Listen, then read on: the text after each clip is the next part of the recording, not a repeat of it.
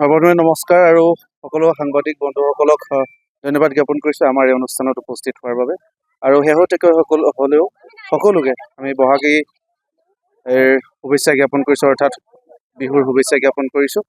আচলতে অসম অৰুণাচল সীমান্তৱৰ্তী জাতি জনগোষ্ঠীয় ৰাইজৰ সহযোগত মাধৱপুৰ বৰডুমচা ৰঙালী বিহু সন্মিলনে আহি আজি 11টা বছৰ বৰ্ষত ভৰি দিছেহি।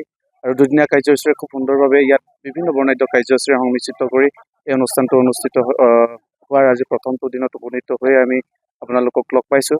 আৰু মূলতঃ এটা কথাই ক'ব লাগিব, এই অনুষ্ঠানটোৰ জৰিয়তে আমাৰ যি অসম অৰুণাচল সীমান্তৱৰ্তী অঞ্চল, যেতিয়া দুয়োখন ৰাজ্যৰে ব্যক্তিসকলৰ মাজত এক খুব সুন্দৰ সংমিশ্ৰণ ঘটিছে আৰু সম্প্ৰীতি ঘটিছে। আৰু সেই সম্প্ৰীতিটো আচলতে যুগ যুগলৈ আমি জীয়াই ৰাখিবৰ কাৰণে আমাৰ এটা প্ৰচেষ্টা। আৰু বিশেষভাৱে এই অনুষ্ঠানটোত আমি বিভিন্ন কাৰ্যসূচী ৰাখিছোঁ: গগনা বাদন, ঢোল বাদন, পেঁপা বাদন, হুঁচৰি, জেং বিহু আৰু এনেধৰণে আচলতে আৰু বিহুৱতী প্ৰতিযোগিতা, এইদৰে একক আৰু দলীয় দুয়োটা প্ৰতিযোগিতা আমি ৰাখিছোঁ। আৰু সাংস্কৃতিক সন্ধিয়াৰ মুখ্য আকৰ্ষণ হিচাপে আমাৰ মাজত উপস্থিত থাকিব জনপ্ৰিয় কণ্ঠশিল্পী বিদিশা দেৱী। আৰু আপোনালোকক অন্তিমটো দিনত হ'লেও আহি আমাৰ এই বিহু উপভোগ কৰিবৰ বাবে অনুৰোধ জনাইছোঁ। ধন্যবাদ। সকলোকে আমাৰ বিহু উদযাপন সমিতিৰ ফালৰ পৰা ধন্যবাদ জ্ঞাপন কৰিছোঁ।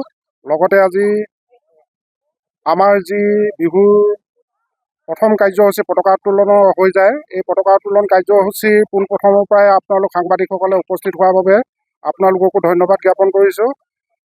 শেহতীয়াকৈ হ'লেও আমি খুব কম দিনৰ সময় লৈ মাধৱপুৰ বৰডুমচা ৰঙালী বিহুৰ সন্মিলন সমিতিয়ে